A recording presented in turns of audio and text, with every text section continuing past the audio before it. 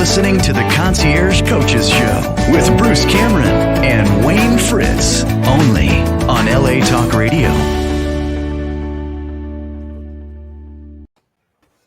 Well, hello, everybody, and welcome to another exciting episode of the Concierge Coaches Show here on LA Talk Radio. I'm Bruce Cameron, along with Wayne Fritz, and our special guest that we have today. So excited to have with us somebody who is also, let's say, in the coaching space, but we'll let her talk about herself. So it's always good. Wayne and I like to bring on folks that are in the coaching space, that work with clients, either in specialty populations or, certain specific niches or whatever. So it's really good to have a fresh face on the show and talking about what you do with your work. So we have Dina Riediger with us today. And Dina, thanks for coming on the show and being with us. You're welcome. It's an honor to be here, and I am thrilled to be here with both you, Bruce, and Wayne, and to share the world with ways that we can make impact. So thank you so much for inviting me to an amazing platform. Oh, well, you're welcome. So glad to have you. Well, I guess let's talk a little bit about you and tell us about your background and what got you started in the field. All right. Well, I have a healthcare background. So I'm right here in smack dab in the middle of basically Missouri, back down in around Springfield, Missouri area. And so raised down here, went through and got my biology and chemistry degree from Missouri State, went on to do nuclear medicine for 10 years, had a life change, decided that my 80 hours inside of a hospital, I need to figure out how to do 80 hours more at home, but also balance it. So GSK decided to give me a shot. Was with GSK for over 25 years and had a career of a lifetime, and had the magic number in 2015 where they handed off their oncology portfolio over to Novartis. So I was managing at that time. I had my dream job, which I absolutely loved. Explain to our listeners what GSK is and what they do. Yes. So GSK is GlaxoSmithKline. So they're a pharmaceutical company. They specialized in a lot of different therapies. I launched probably 17 drugs over 25 years. And the last 10 years of my career, I was actually managing. And my last 2 was the oncology. Oh, look at that.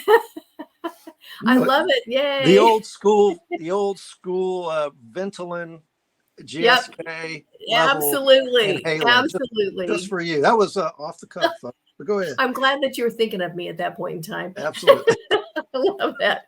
Yeah. So 2015, it was that magical year where things changed. I went through 4 mergers and acquisitions during my career with GSK, was able to maintain my position. But when 2015 came around, things looked a little bit different. So when it came down to handing, not invited at the table, even though I had a very high performing team, always had high performing teams.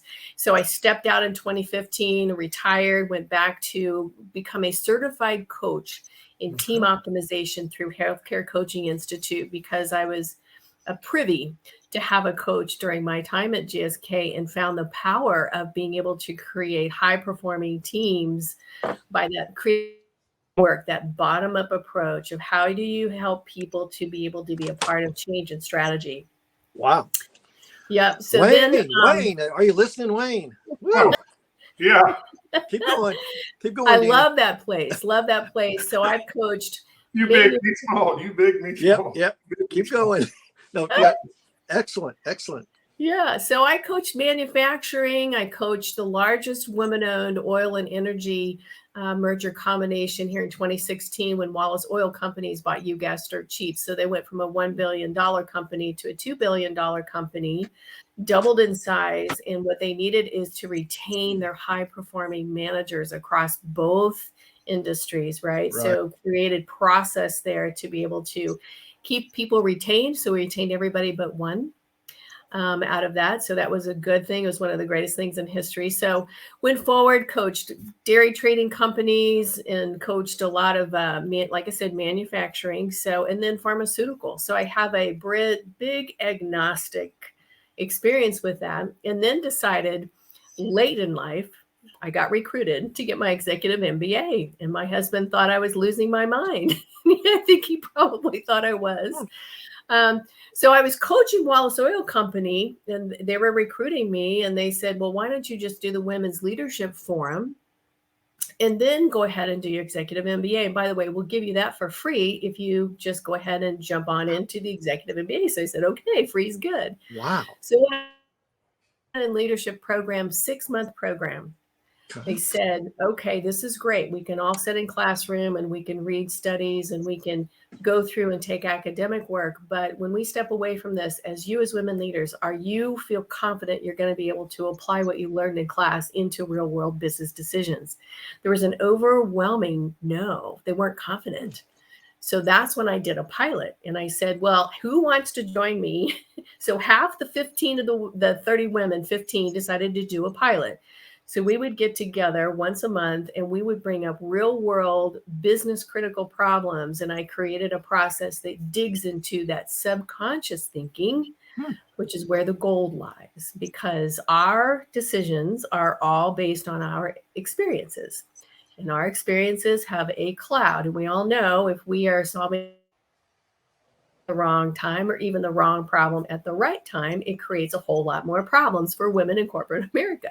And so what we were finding in 6 months, it was like, oh my gosh, these women were getting more pay.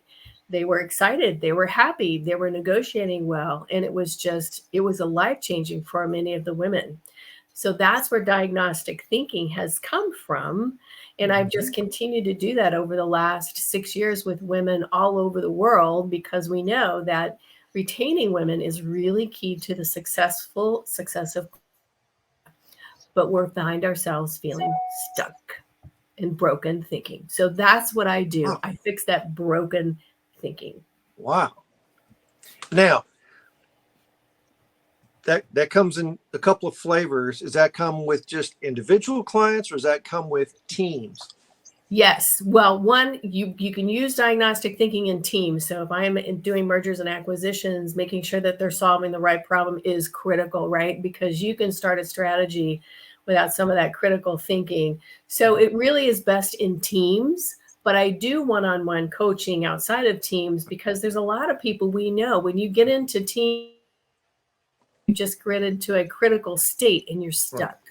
So you need to be available for people. And that's what I say. I'm kind of the coach on call, the amygdala whisperer, I call myself, because it's your amygdala. Once you're triggered, it's hard to get off the train and really try to think critically about, okay, what is the next best step? So to answer your question, Bruce, most of my training is in small groups. I've done these virtually over the last 2 years, especially during pandemic time where people were really struggling. Found great success there, but did a lot of one-on-one coaching. So this is great. I definitely want you to, I want to focus a few minutes here on the small group, the small group part of your practice. Okay. I think a lot of people get one-on-one coaching, eliminate negative self-talk and self-doubt. Yes. Yeah, you got to hold them accountable, see what their goals are, help them get their goals. Got it. But this group thing is really interesting. Yeah. And then Wayne, I want you to kind of come in there maybe. So, and then Wayne probably talked a little bit about his experience with the company he was affiliated with that is very steeped in sales. Yes. Okay. Yes. So let's say, and you want it to be women only, or is it? It can be women and men. So I've done most of my work with women, but I've done a lot of work with just women and men. Okay. So we'll say I'll say a group of 5, 3 women, 2 guys. Yep. And they're tasked with becoming reps of a company to sell and do these demonstrations to sell a product. Does that make sense? Yes. And they're getting into the sales space and trying to build their respective sales practice. They're kind of independent practitioners, but they're selling through the company. Right. And so what types of things, I know this is totally unfair for me to do this, put you on the spot like that, but what type of, I'm sure you've experienced that before, right? With a group of people. So kind of walk us through some of the processes Yep. that you use. Yeah, go ahead. Let's talk about that. Okay. Amy Edmondson from Harvard, she was one of the pioneers of psychological safety. The problem is there's many times people can't experience psychological safety. And if they can't experience psychological safety, it's hard to lead psychological safety and create that for other people. So that's the first thing I do, is really establish the fact that, we don't solve the right problem at the right time 100% of the time. And people laugh at me about that. They're like, oh, no, that's not right. Well, brushing your teeth, making dinner, those are easy decisions. When you get into business critical decisions that have some heat behind them, we're never solving the right problem because we are going too quick. So I explained to them that I have to slow that process down. And when you slow that process down in the subconscious, right? Because conscious thinking, we're only going to use 5% of the time. 95% of the time, that's the goal. But we don't are clouded by experiences, past events. We even carry a genetic component for all of us from prior generations before us. If you come from a family history of whether that was a parent of abuse, whether that was somebody that has high anxiety, high depression, has a lot of self-doubt or perfectionism, I have to level set an area of safety that you're not judged, you're not shamed. We're not here to fix you. We want to hear how you think. We want to know how we can best help you dig deep for strategies that are going to move you in the right direction. So the process starts with a pledge. And I have a very rigid pledge that says, Bruce and Wayne, I need you to either say yes or no. If any part of this pledge you feel you can't honor, then we're not going to judge you, but please drop off. Feel free to leave. It's okay. We don't judge you for that. So you have an automatic commitment from people out of respect and love for each other that we're going to listen to the process. And so I'm a Judge Judy. I don't let anybody have a leading question. So I will stop them at the beginning and say, we're going to have some deep Socratic questioning that are non-leading. These are thinking questions, really deep thinking questions. Can you share some of the elements of the pledge? You don't have to give your secret sauce away, but one of it is just claim my experience as my own and try on the information as I hear it. So you're trying it on, right? So Bruce is going to tell me how he sees things. This was so powerful when I did a diagnostic thinking group for executive women in IQVIA, and especially for women of Asian descent. Because you know what? They have a different experience. Indian women have a different experience. Germany women, everybody has a different experience. And if you want to connect the dots for diversity inclusion, then you have to be able to try on how other people think and feel. And if you don't give yourself time to do that, you miss the greatest opportunity to create impact for each other, because that's where the magic lies. Okay. So is a lot of your work about team building and team improvement, or is it about performance elevating and achievement? It's both. Everything's fair game. So when I start my process, everybody sends me a short survey of what is the problem they're trying to solve. And then we come together as a group and we say, okay, let's all vote. Which one are you going to decide? It's not me. Right. I really am kind of the master facilitator, and I give myself permission and they give me permission to trigger them, when things kind of get us kind of off kilter. So we're solving one business critical problem. It could even be a personal problem. We've had that before where they told me it was a business problem. It was not. It was a personal, because we know personal problems affect personal problems. So you have to figure out which one that is and making sure you're solving the right problem. So the process is framing, reframing, framing again, reframing till we get to the right problem. And once we get there and everybody's agreement how we get there, then we can start going into solutions. Excellent. Excellent. Well, I don't want to ball hog Wayne. I know that, man, this is right up Wayne's alley. Yeah. Let me ask you just a clarification. So you've got 5 or 6 people, and your first that group has a problem somehow. I mean, they want Everybody comes to the plate with a problem, Yeah. but I don't know whose problems is who. Yes.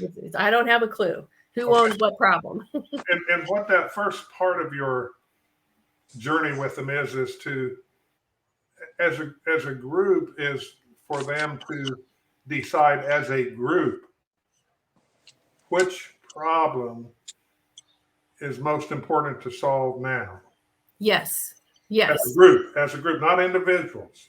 No. This No. has to be group. Yes. Okay. All right. That's Right. what I. Exactly. And the very first thing you have to do is, especially for women that I've met out of the gate, they have to understand that my heart for them is success. I have no other alternative motive in my soul that I want except for you to be successful. I want you to move faster because I had a hard time moving mountains in my own career and had to learn the hard way that there's a different way to get where you want to go. And I believe I do have the magic to do that for you because I paid the price. I want to gift it to you because I care for you. And that's what I'm here to do. So I set that up front. Well, let me ask you another question. That leads me to another question, and that is, wouldn't that apply to males also? Absolutely. No, it Because, does.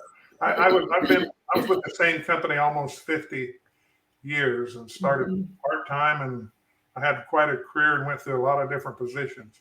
Yeah. And, if I were talking to anybody, I don't care who or what they are, I would want them to feel the same thing that I want through this process. My number one desire is for them to be successful. Yes. And I'm not going to tell them what they're. Somebody just asked me today about coaching, and I said, coaching is an interesting field because it's not you're not an advisor. You can't, it's like in church, first children, we teach them. Right. We're not teaching as a coach. We're not teaching. Then we tell them as a kid. We teach them as an adolescent. We trust them as an adult. And right, as adults, so we're trusting them. But we do the questions like as an adolescent. When we teach adolescents, we ask, like, do you like your bedroom messy? Yes. Get around real well? Does it help to get around? Do you think you're always going to like messy houses and messy bedrooms, whatever that is? But there's a big difference in coaching and advising, and you've got to let them know that in your heart of hearts, right off the bat. Yeah. I agree with you that there's an old saying that people don't care what you know until they know how much you care. Absolutely. Yeah. Yes. And I want to go back to something you said that's really interesting, Wayne and Bruce. Yes, men find the same value that women do. What's interesting, we are biologically different. Now, that's not rocket science, right? Yes. But when you look at how you think in the area where you find fight or flight, there is science that tells us that the hyperactivity of the amygdala is very much heightened by women.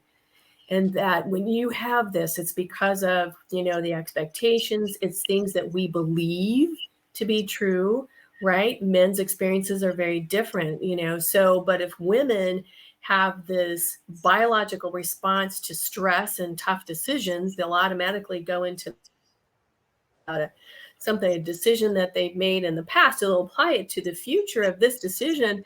And then we're kind of like, oh, that wasn't the right decision. And now it creates these career stalls where I think the world is much more forgiving, for males than it is for females. So when females make a bad decision, many times it does create this career stalls and it creates a belief. So there's this capability of changing this biological response is one of the first things that we do is say there really is a difference.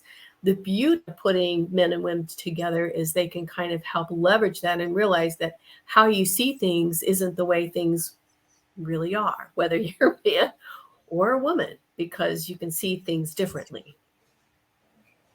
Excellent. I'll tell you what, Dina, this is holy mackerel. This is awesome. It's been just really fun. And it's almost like a sigh of relief for women to say, oh, wow, that's kind of why I feel this way. And when you feel like you can be a part of a psychological safe space where you're not judged for bad decisions, by putting people together, there's something very igniting about the possibilities of next strategies and putting yourself there and negotiating what you want, but also being clear about you want. And men are very clear about what they want. Women, not so much. They're still trying to figure out how to tell you what they want. It's interesting in the business I'm from. When I started, it was probably 90% men and 10% women. And now it's 90% women and 10% men. Yeah. So but the industry I'm in is a direct sales industry. Mm-hmm. And which, by the way, years ago was very big around Springfield area. Yeah.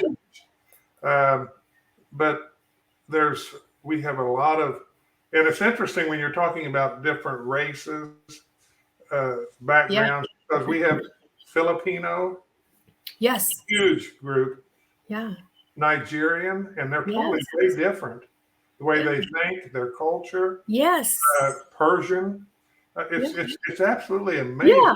But then I see companies that say, oh, we're going to do an ERG group. So I'm going to put the Africans over here. I'm going to put the Filipinos over here. I'm going to put Asians over here. And that's your group, right? But there's nobody cross-pollinating. You can't get people to share their experiences and their beliefs and their great ideas unless you give them a safe space to cross-pollinate, which is what kind of the beauty of diagnostic thinking was. I'm doing a group with J&J right now that has leaders from all over the globe, and they're testing it to see how it's going to impact their leadership capability. And I said, that's the way you're going to cross-pollinate ideas. But you can't do it unless you create. Yes. Give people permission to just stay present in the moment so that you can allow yourself to just unbuckle. Because you can't unbuckle. You can't unbuckle from stress. You know, that's very interesting.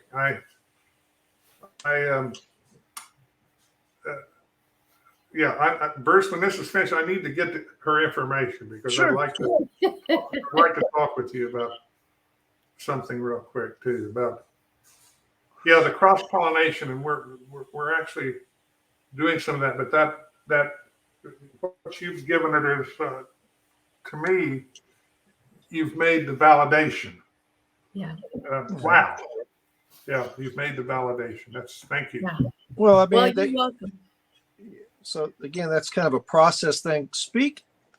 You use the word diagnostic a lot, right? That's part of your brand per se, or one of your things. Right. So let's talk about that. What do you mean by that? How does that play out? So tell our listeners and viewers about that. Yeah, so it's really funny. When I was going through my executive MBA and I was continuing to do the pilot, I had a professor, Dr. Jackson Nickerson. He is an organizational development wizard. He's an engineer that has this other amazing side of him. And I said, I really think you need to come and see what I'm doing, but I have to ask these ladies if it's okay, because you're not part of the group. So I said, but I really want you to come see what I'm doing, because I don't see it in the executive MBA. I don't see it in universities. I don't see what I'm doing here. And so when he came, he and I worked together to kind of come up with diagnostic thinking, because it's that real deep subconscious thinking that people don't feel safe to do that. You don't do it at home with your husband. You certainly aren't going to do it with your peers. You certainly aren't going to do it with your senior leadership. But if you can do it with somebody outside of the good girlfriends, your family, your work, and you can do it with somebody who's not going to judge you for whatever you think, it creates this powerful, that's where we came with the diagnostic, because it really truly is digging, reframing. So is this the right question? Did I get it right, Bruce? Is this right? And Bruce will say, no, that's not right. What is that question? What are we missing here? So we go around, we banter this around for quite a while. Like I said, once we get it right, everybody walks away in the group with their own strategies, because everybody is faced with a similar problem. What do you mean by get it right? The right question. the right question. No one gets the right question because there's a real deeper question. Many people are solving these corporate business critical 10,000 foot problems. We see this problem, this is a problem, but what we are finding is that that's really not the problem. It may be a starting place, but there is layers of critical thinking below, making sure that you have the right problem. And it may be a really small piece of that really large problem, but you've got to start with the right piece. That's the problem in organizations. We go too quickly. We solve a problem, we jump over, whether that's process improvement, it could be team optimization, it could be resolving silos, it could be as simple as how do you build trust with your teams? Very simple. How do I become a more humble manager when I know I need to get something done? And now you're coming from an autocratic mindset, from a mindset that says, well, Wayne and Bruce, you really matter to me, and I want to know what you think we should be doing to make this a better company. What is it going to take? Nobody asks those questions. When you're hired by stakeholders or companies, do they kind of tell you, hey, this is what we want you to try to fix with these folks or try to build up in these folks? Or you just do your thing and whatever happens. No, usually they've got some problem. They're searching for an answer. They're trying to figure out how do they overcome this problem, right? I mean, usually that's where it is, whether it's underperforming team, a merger and acquisition, new managers, new teams. Maybe you've got middle managers that really don't have good capabilities around their management skills. So it just depends. So if I'm doing, specifically leadership training, which is diagnostic thinking, it's a 6-month program where we start with purpose, values, and vision. We go through and we talk about optimizing teams. We talk about how do you deal with bad behavior. We talk about those things. So a piece of that is, one piece is a do it yourself.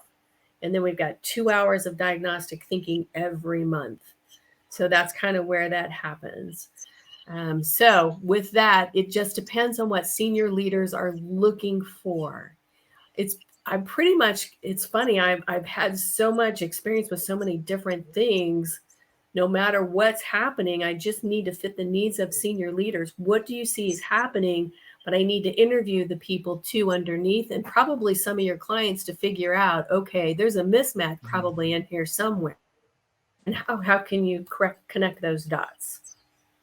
So what's the average length of engagement with the groups? Is it one time, 3 times, 8 weeks? What's Great the kind of question? Yeah. Well, the one, my pilot that I started in 2016 is still together. So I have women that have decided that they want to stay together because they have created such a huge impact in their own careers and their companies that we've all stayed together. I get hired by companies for my 6-month diagnostic thinking program. That's where the sweet spot is for a lot of people. But what I find is that when people are done, these groups are done, they're hungry, they want more. Mm-hmm. What I found is that the senior executives that went through this with IQ via India, when we got done with their program, they stayed together for 1 year. It was supposed to be 6 months, but they wanted to stay together for 1 year. And then they were thinking they could try to do it themselves. And really they couldn't do this process themselves inside the company. They found that there really is an art and a science to doing it. So I said, yeah, there kind of really is. So back to your question, we start with 6 months and then they say, okay, well, what does it look like from there? Do you want more or are you good to go? And if you're good to go, that's great. And that 6 months is an hour a week for 6 months? What's the average engagement? So there are 2 lanes. The first lane is a DIY. That first lane, you're going to focus on core values index, which I've put together with Lynn Taylor is the one who devised that, but it tells us who you are at your deepest core level. Okay. From there, the DIYs are looking at, that 1 hour, and I only tell them it's 1 hour. Just give yourself 1 hour a month and you're not taken away from your business critical issues. Now, diagnostic thinking, I require 2 hours of block time. That means phone off, everything's got to be off. You got to be all in, and that's every month. Leadership program is a 3-hour commitment every month. Gotcha. So we do a retrospective survey at the very end to say, okay, what did you change based on what you experienced? So we never start with a front end survey, because that's kind of giving away a little bit of, okay, I don't want you to be biased. Oh, I'm going to take this or take that. I want you to sit back and say, okay, now tell me, what did you change? What I found is that 100% were much more confident, but over 70% of the women are finding, and men, but mostly women, because that's most of my work, but have found new roles within 9 to 12 months. And that's what's happened over the last 6 years, 70%. And I have corporate America telling me, oh my gosh, this is huge. I go, it really is huge, because we're getting to the real root problem. It's fear. We have to control the fear. Interesting. Very interesting. Okay. And I'm so excited I could run out and climb a tree backwards. This is just amazing stuff. Thank you. To help people like this. I mean, yeah, it's really, powerful. Yeah, I mean, I've been involved with a lot of consultants, that have come into our company. And it's just interesting. Some of what you do, I've been exposed to, but not. You have an element, Dina, that I haven't seen in some really high-paid consultants. That is, yeah, I was going to say, a human element. That do really, you? So when you have this, so you do like an engagement letter with I got to ask if you can take the fifth. So I did a lot of stuff with Deloitte and other financial services companies, working with partners, principals, and managing directors. Yeah, but it was never in a group. It was always one at a time. And so I'd have an engagement letter. Oh gosh, it was engaged, and it had like a 3-month minimum, because in the executive coaching sphere and the life coaching sphere, it's a 3-month minimum. So I'd have this engagement letter that talked about that. So, and I don't want you to give away, but do you have this engagement letter that calls for a 6-month engagement? Yeah, I do. It's called my offer. Yeah, it's the offer. I tell them, this is what you do every month, right? And I'm kind of a coach on call, which is not normal for, I think, a lot of coaches, because people want to kind of control their time. But my experience in my own career, there was times when I was just like, oh crap, I do not know what to do. I don't know what to do. And it may be a 15-minute conversation, but I can control that biological response and say, okay, what's the situation?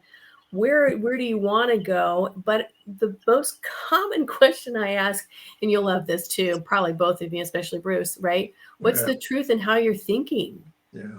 Because we're never thinking out of the place of truth, because we are so shaded by this stress, this post-pandemic time. And I coached India. India was during pandemic times. Yes. I had this group of 36 women. They were all middle managers. They're trying to figure out how to get trying to get these women to step up. They were so afraid, and they were so fearful of making a bad decision, and they were just all paralyzed. So once you open up the gate and you give them clear strategies, but accountability, and you got to come back the next month, and Wayne, you got to tell us what happened. And they're like, oh my gosh, you won't believe what happened. And I'm like, oh, that's great. You can just feel this synergy, and just honestly, it's just, you feel like you're being loved on, even when things are really crappy, because it is crappy. It feels crappy, Wow. So back to the business aspect of this. Yes. Do you bill half up front, half at the end? Do you have a monthly billing cycle? How do you normally on these group things get remunerated? What I normally do is just say, if we can, payment up front, let's get going and moving. If we have situations with companies and cash flow is strapped, I get it, right? I am more about helping you find success in your company. I'm more about the people that are working for you. If I find a way to make it work, I find a way to make it work. So that's what I tell them. You know what? Nothing's off the table. We figure it out. And that's what I do. But your perfect scenario is all up front. if we can, all up front, we get it up front, because I know that once they start, they're not going to stop. They're hungry. They come back the next month. Everybody shows up. It's a commitment, right? So everybody comes back every month. And I can see where that's true, because, you said something earlier, and it is so true. I mean, especially, well, I don't know especially or not, but in the sales industry, Mm-hmm. I don't care if you are a baby in the business or you've been in the business for years and years and years. Yep. You beg for training. When there's training available, you want it. Yes. You can't get enough of it. So Yes. training is, gosh, you said something about that earlier, that once you get it, you don't want to give it up. Yeah, they don't. When you make it available, people want it. So how do they transition? Let's say you do a 6-month tour of duty. Company says, yeah, great. But the company says, look, we're done, but the ladies or your group members want to keep. Have you ever had people private pay or come together? I do. And I also have women who don't want their companies to know that they're even doing it, right? So you've got that too, right? But if you've got women who are bold enough and confident enough to say, you know what, I'm a high performer, I want to give more, but I've got to, I really want something. I want you to support me because I'm going to bring back tenfold what I'm learning here. Are you willing to support me? The answer is yes or no. Right. Yeah, so then you negotiate. And I teach women to negotiate. Okay, well, maybe not full, but how about half? How about you do half and I do half? Right. If they say no to that, well, then how about if I do 3/4 and you do 1/4? You just keep going. Right. You got to figure out what your bad is. You got to negotiate it out. And if it comes down to, that's one thing that's a difference between men and women. I see more men. I think it's changing, but men are very much more adept at saying, I am going to invest in that for myself. And women are like, you know what, that's too much. I'm not going to do that. But yet then they turn around and they're suffering, right? Which is what's happened, because we see this huge statistics of, 3 million women have stepped away from, the workforce in these last couple of years because nothing's changed. Right. Nothing's changed, but it's not other people's fault. It's really around how they want to approach what they want and what they need. And that's the missing piece. We have to own that. We all have to own that. It's not somebody else's fault. It's just the way life is given us. And you've got to be able to step in confidence, but you've got to do it with other people who say, you know what, Bruce, I agree with you. Wayne, you know what? I think you're right too. Yeah, let's change this. And the ideas it's almost like design thinking and diagnostic thinking all wrapped in one, because we all come up with more like you know what? It's all good. High five it. A mastermind group of sorts with the people in the group. But it is. Well, and the fact that you have one thing I like, and I'm kind of the same kind of person, is that on-call person. It doesn't matter when someone is contacts me, Bruce, I just need to start billing people more, because I'm doing this coaching stuff that I had a guy call me today. He came by my house a few weeks ago selling insurance. Nice young kid, got a new baby. Good kid, good wife. She's got a master's degree, but she wants to be a stay-at-home mom. So he called me today and he said, Wayne, do you have a few minutes? I'd like to talk about some things. And he's stuck. And so, but I would take that call anytime, Yeah. And that's the benefit of, I think, being an on-call coach. When you're in coaching, now Bruce, counseling is a little different. You have to. Well, that is different. Yeah. Well, and then actually the women, I worked 6 years in a women's federal prison, and that was enough. And then in the coaching thing, I would get hired. Women terrorize other women inside companies. There's a lot of bullying, texting, the hate speech among women. It's like them too, but they are savages. And I'd get called in to kind of break up these fights or these inappropriate text exchanges or Yeah. displays of anger between females. I Right. mean, you think, I mean, it's different. I mean, nobody's beating each other's ass or anything with, fists, but, Yeah. whew, Yes. I mean, these, couple Yep. of bottles of wine and an iPhone, those are weapons.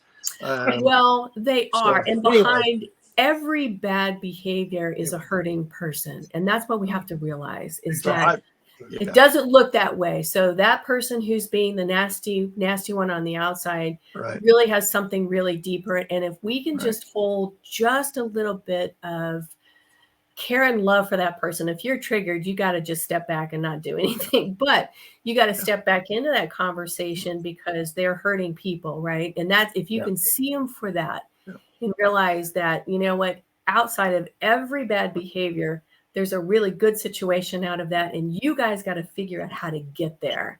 And you got to step in and step with Exactly. confidence because you Exactly, care 'cause- about that relationship. Because these people don't play well together sometimes Right.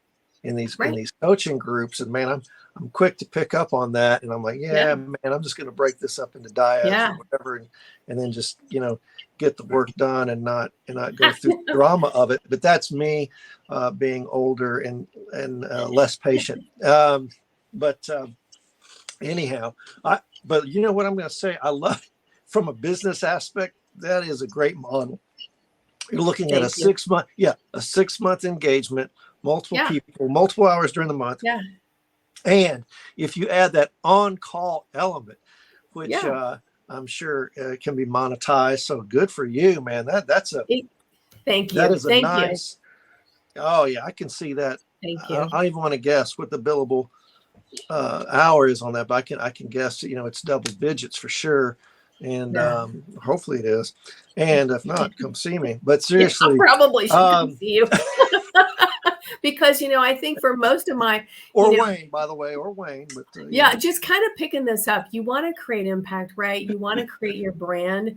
And once you finally step back and say, I have this huge something I can really give to people just based out of my experience, and then going through, going back to school and saying, you know what, no one's really got it right yet, but I think I do. I really believe I do. I truly. Your work has merit and value. And I know sometimes coaches that are early on, myself, their own self-worth gets into question, but then you supply and demand pricing. I know and I say this almost every show, but I'll say it here without shame. June, July are Bruce Cameron discount months. I mean to tell you what, you get a hold of Bruce Cameron for pennies on the dollar, particularly in July. Just, you know what I mean? Things are kind of calm down. Everybody's home for summer. Bruce is still working. Like, what's up, man? You got a Kmart blue light special. It runs for a couple. It's okay though. It's so funny. Yeah, that's kind of why I built it up front, because when I look at women and men, they want to take a vacation in the summer. So it's got to take July off, and we usually take December off because no problem, those are family times, right? So if we can give those back and make sure that, you're checking in when you come back, but it feels like it's been a century you get back together. We're going to run out of time, and I got to ask. We are. I got to mention 7 minutes. 7 minutes. 6 Dina, minutes. You've given me a lot, and I owe you already. I owe you, and I hope I get an opportunity to pay you back. Oh, thank you. But what you've given me, Bruce, I want to mention this while Dina's on the call, is we should somehow or another consider forming a group like with Dina and other people of this stature to have a roundtable discussion about things, because these are challenges. Right. And I know we have a radio show where we just have one person on here. Oh yeah. To have a roundtable, because the things that you run into, it's great. It's just the same people in the same thing. Yes. Can share. Really, Dina, you don't know what you've given me. I really. Oh, thank you. Thank you. No, it's thank you. Thank you. Well, I have a co-author, Sharon Weinstein, that if you ever want to do a roundtable, we're doing a book called Think Differently. I love it. And we have taken the culmination of all of the women and our stories personally and stories of women around the world. We have to protect their integrity and we don't share names, but some things around situations. What do we do? And how do you get out of where you are? And we're going to launch it in the summer. So, Wow. we're excited. It's taken me a long time because I felt guilty about writing it. And finally, I'm like, you know what? I'm going to share stories because these are women who may not be able to write their story, but I can sure tell their story, but protect them at the same time. Yeah, no, the one thing that we don't have like we used to have is time. And so you can't waste it. And so, if you have a book on your heart and you need to get that book out there and so no, man, get it out there. And Wayne's right. I mean, we've, Concierge Coaches has been on since 2016. We've had a plethora, many, coaches, and it would be fun, Wayne, to get some sort of a consortium together. Just have a good time. I mean, just put it up for nothing else except a good, I love that. Hello. Yeah, hello. Well, we're here to change the world, and that's what I'm hoping. I just, I feel like I'm on the latter part of my life. I want to leave the thumbprint of something that's going to create impact for others, because I truly do care about them. And if everybody misses that, then I haven't presented myself well, but that's truly my heart. I'm looking for these words. Well done, my good and faithful servant. Thank you. So, Thank you. I appreciate that. You've done well. So thank you. Thank you, guys. I really appreciate this. What an honor to be here with both of you, and I want to thank you for that. Well, definitely want to have you come back again. And once your book gets published, please let me know. I'd love to promote your book, help you promote your book on. Thank you. On we'll need all the help we can get. And everything else. Yep, and we'll have a workbook that goes along with it. So the book and the workbook. That's the even workbook better. is the strategies that come out of the book and the experiences. So it tells you exactly how to optimize leadership and team performance. Looking forward to it. Well, great. Awesome. Well, Dina, thanks. Yeah, thanks for coming on the show. And real quick, if you didn't already, I had a little glitch here, but can you tell our viewers how they can reach you? Yes. So please send me an email. It's Dina, Dina, at ACE coaching, co.com. So Dina at acecoachingco.com. That's the best way to get a hold of me. So Ace Coaching. Perfect. Yes. Great. That's acecoaching.com. Yeah, CO. You got a CO on the end. Dina at acecoachingco.com. Oh. Yep. Short for company. All right. You guys are amazing. Thank you so much for sharing my story and my life. I really appreciate the work you're doing behind that and creating change for the world. I appreciate you guys. Thank you. Well, you're welcome very much. So, folks, there it is. Another fantastic episode of the Concierge Coaches Show here today on LA Talk Radio again.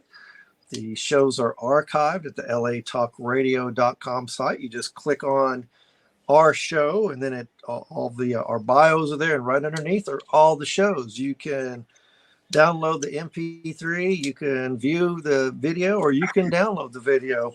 Also, all of our shows are on Apple Podcast, and they are also on iHeartRadio, iHeartMedia. So definitely multiple platforms to be able to see today's show and all of our prior shows. And of course, don't forget to come by our social media at concierge_coaches on Instagram. We have a Facebook, of course, Concierge Coaches Show on Facebook. And Wayne, how can folks reach you? Well, Bruce, they can still get me at Wayne_515 All right. Good, faithful email there. Outstanding. And of course, I can be reached on conciergecoach.net. So with that, we'll bid everybody farewell. We'll see you here next week. And we'll see you next time here on the Concierge Coaches Show on LA Talk Radio. Take care. Take care, everybody. Thank you. Bye.